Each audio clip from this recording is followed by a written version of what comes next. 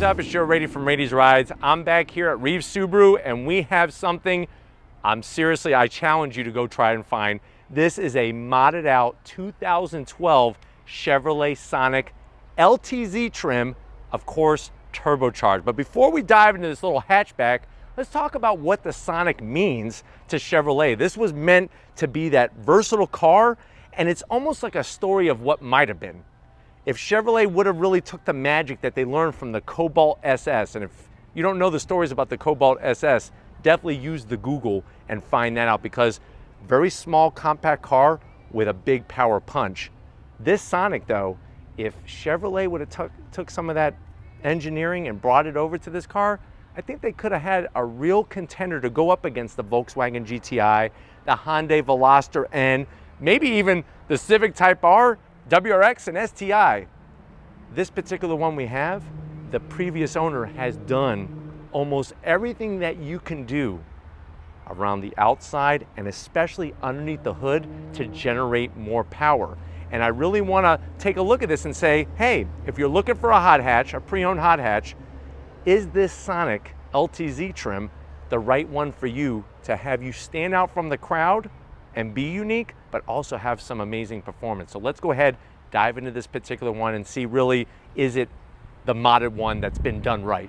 Right off the bat, the styling, very, very unique on the Sonic. It's crazy just how short this vehicle is, especially once you get past that rear wheel. Now, when we look at the front end of the business, you're gonna see a little bit of modification, a little bit of stock. One thing right off the bat that took my attention and just grabbed it is that there's no actual headlight housing lens. You have individual lenses over the individual lights. Really gives it a unique look, almost like a custom modified look right from the factory. You have some of that carbon flash metallic. It's like a gray metallic around the exterior portion. And then you'll notice, we're not ready to look at it yet, but you have a carbon fiber hood that the previous owner added. Now, as we drop down, you do have fog lamps. I am gonna zonk the lamps because of this chrome. I feel like the previous owner, they were going for a white black motif. They could have easily just gotten some nice wrap and got rid of that chrome, would have cleaned it up. But look how far the front fascia extends out. As we come across the center grille, you do have a functional top and lower portion. It would have been nice, I'm gonna zonk it, it would have been nice to have a lower lip splitter, especially when we're looking at how aggressive this car just sits. They took some carbon fiber overlay vinyl and stuck that on the bow tie. Still would have blacked out the bow tie, would have blacked out all this chrome trim. And this is what I'm talking about. From the factory, Chevrolet should have done that. But as we go up onto the hood, here's where things get super aggressive. Full carbon fiber hood. Love the way it's got this center section that drops down. This is a functional heat extractor. So we're gonna draw hot air from out underneath the hood. And guess what? Wait until we pop this extremely light carbon fiber hood. There's a bunch of modifications that are gonna blow your mind. I'm telling you, they're gonna blow your mind. Now, as we come around the bend, let's see what we're working with here. Wheel and tire setup. So you'll notice that this car is sitting on coilovers, really helps drop it down, just enough gap between the top of the tire, inside the fender. You'll have these powder coated black 5-star wheels with the B&R badge. B&R, they're the ones that did all the work to underneath the hood. We'll get to that in a little bit. Somebody went ahead and modified the rotors. You have fully cross-drilled and slotted rotors. That's gonna help give us a little bit braking capability. They're not ventilated though. So that, to me, the braking on this car is probably gonna be the biggest performance weak spot, because guess what? We have these little rinky-dink rotors up front and stock calipers. Out back, we got we got drum brakes. So discs up front, drums in the back, that's a bad recipe for any kind of high performance driving. But I do like the way the car sits. These flat black wheels, it's a 17-inch wheel. And if you're wondering, well, Joe, what's the size of this tire? 225 on the width and a nice low 45 series on the sidewall. Now, as we go down the side, you can see that they stuck on some of that carbon fiber. I have not tested it. I don't have my test kit with me. It looks like real carbon fiber, but it kind of just, it looks like that sticky tack on kind of stuff. That really isn't wowing me. Flat black on the mirror caps. I do like the graphics. The Sonic graphic kind of just spruces things up, kind of gets you excited about what's happening. The lower sill extension extends out nicely. And I do like the way that the car kind of flares out as you get towards the rear. They did a nice vinyl wrap on the top, the white with the black roof. And I don't know if Victor wants to come in and kind of show off the vinyl wrap up top. They did a great job with separating that. And then there's more of that stuck on carbon fiber trim as well. I will get my test and I will test that before we leave. Another missed opportunity where we're gonna find a zonk is definitely this chrome trim. This should have been blacked out, and they even went ahead and stuck a little carbon fiber on the door handle. I guess they're trying to lighten things, but when you're sticking things on, you're not lightening anything. Let's go ahead and showcase what a drum brake looks like if you haven't seen one of these since 1955. So this has drum brakes on the back. It'll stop you eventually, just not a very efficient way of braking. It would have been nice to do a whole brake upgrade, but this is what I was telling you about. From the factory, this car should have had this, because you look at the GTIs, you look at the Veloster Ns, we're looking at that kind of braking performance. I do like the way that they took the wrap out onto the rear spoiler, kept it white in the center, the low portion with the two higher peaks. And then the same thing on the headlight housing, they do the same thing on the taillight housing. No actual plastic over it, each individual element. We got the white carbon fiber on the bow tie. There's your turbo badge, Sonic LTZ. And as we drop down, once we look at that, you have this massive rear diffuser. Now at this angle where my head is, it looks like a Ford Focus RS. This diffuser looks like a Ford Focus RS. This piece here looks like it's off the rear bumper of a Ford Focus RS. You have a custom single exhaust outlet, nice slash cut. I'm telling you, wait until we fire this thing up. It's gonna surprise you what the hell this thing sounds like. But from the back, you can see the kind of width. Looks a little gimmicky with the taillights, but why don't we go ahead, let's pop the hood and see what truly is powering this Sonic. All right, guys, we got the hood pop. Now, underneath this hood from the factory was a 1.8 liter inline four turbocharged engine, and there's still a 1.8 liter inline four turbocharged engine. It's just B&R, which is the race shop that did all the work to this car, really went crazy on this build. So what you're looking at, besides that 1.8 liter turbocharged engine, is mated to a 6-speed manual transmission. You do have a larger turbo. So this is running a GTX 250 turbo. Like I said, the larger fuel injectors, fuel rail, fuel pump. You got a B&R short throw shifter. You got that cold air intake with the K&N cone filter on it. And really just everything else that you would need to make this a perfect turbocharged build, including a custom blow-off valve, downpipe, exhaust system. Things really have been worked through on this car that you're looking at around 300 horsepower being produced by this particular vehicle. And it really just, like I said, it showcases what might have been on this particular car from the factory. But I don't know about you. All this custom work, all these modifications, if you're ready, I'm ready. Let's fire it up and hear what this Sonic RS sounds like.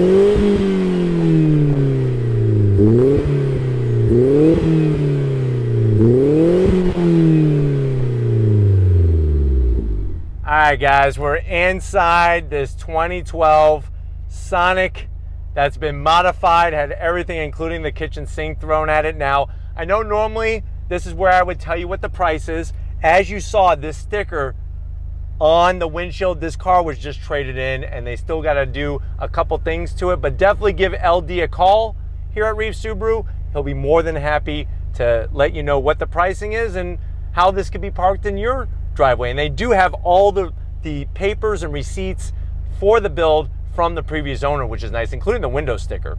This car, brand new, back in 2012, was around $20,000. So just to give you an idea where it started. But let's see what this car is all about to the door panels. Now, the door panels are very rental car-ish. And what I mean by that is that the plastic is as hard as Plymouth Rock, where the Pilgrims settled. It is a nice gray black motif, but other than that, very, very hard plastic. You do have a large door pocket there for a super big gulp and a McDonald's large fry, maybe a couple nice ketchup packets you could squeeze in there. Now, as you get to the dash, here's what's really nice. Everything is very far forward. You have that same two-tone motif, hard as Plymouth Rock.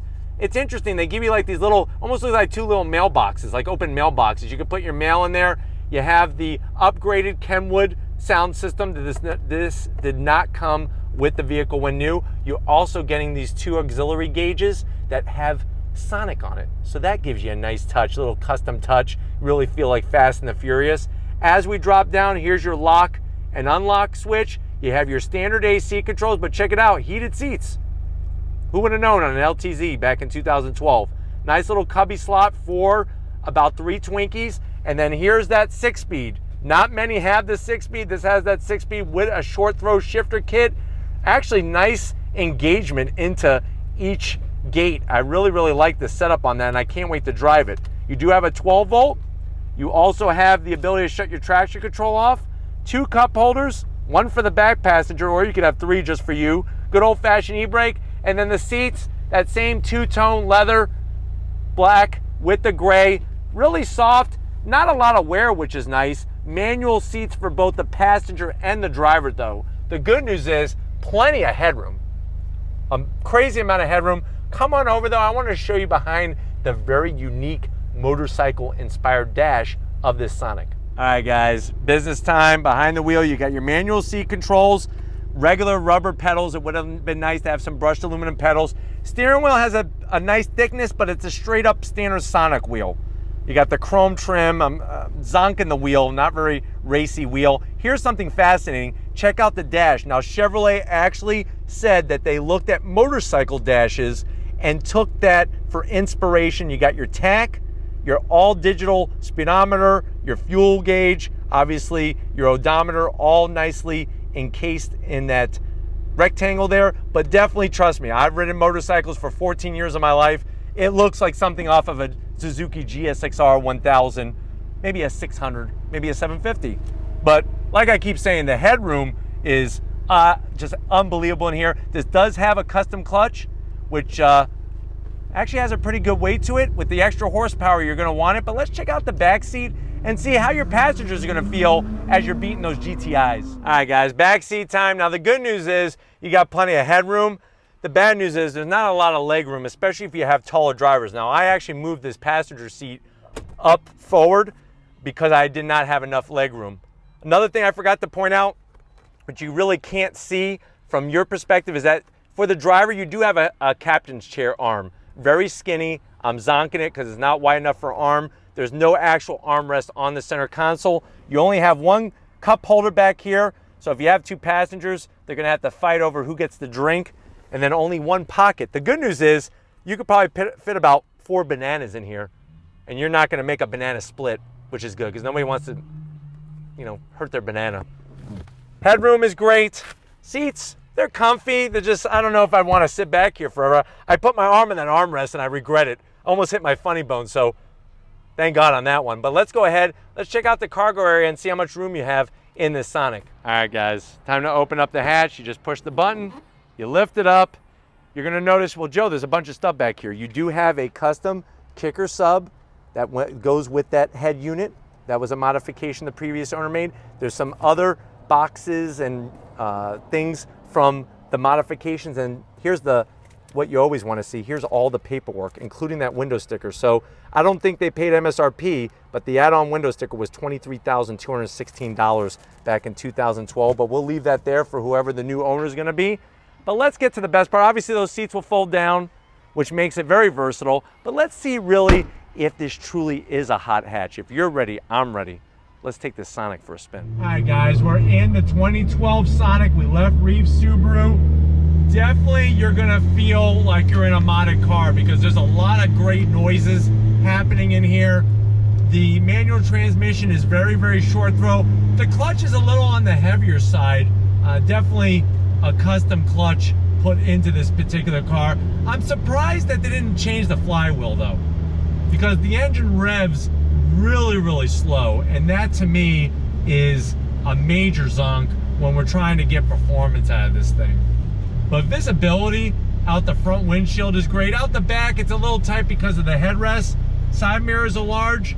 The seats are soft and comfortable, but I just wish they had some actual support.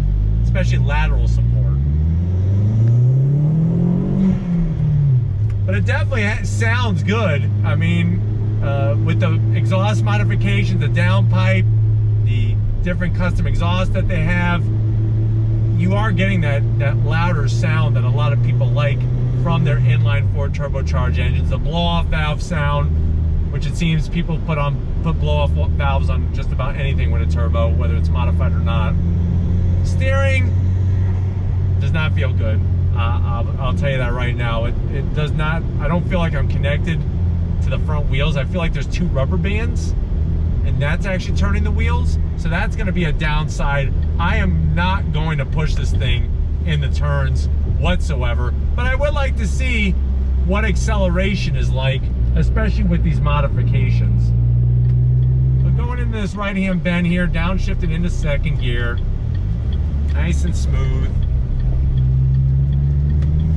So let's do a second gear roll on throttle. Here we go.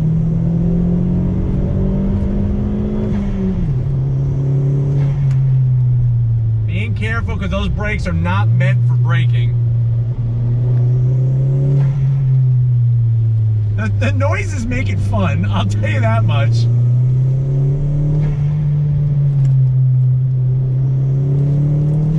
So really, I'm not too sure about the performance numbers. I'm not feeling 300 horsepower.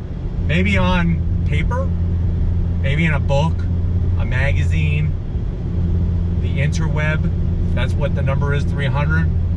This car doesn't feel like it has that kind of power.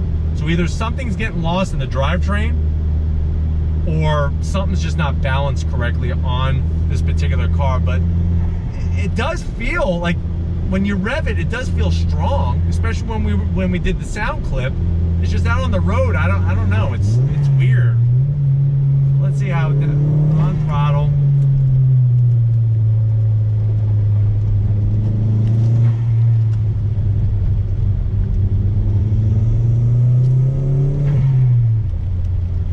I mean, it's fun to drive because it's just so different. Like, who would have ever thought of a modified Sonic like this? But I'm just wanting more, to be honest with you. I'm even curious. I may give LD a call just to find out what the price of this Sonic is, because I'm just curious what they're going to ask for it, to be honest with you. All right, guys, here we go. On throttle, second gear.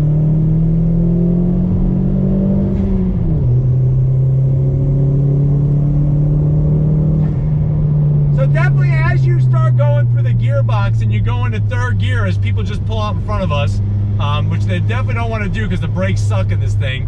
As you go through the gears, she seems to definitely build more speed. So who knows? Maybe this is tuned for land speed records and full mile runs. Who knows? But very, very unique, and definitely worth just a moment to get behind the wheel of this and just be able to take it all in. It's a very unique car for sure. All right, guys, here we go. Let's do a little acceleration test. Rolling in first gear, on throttle. Here we go.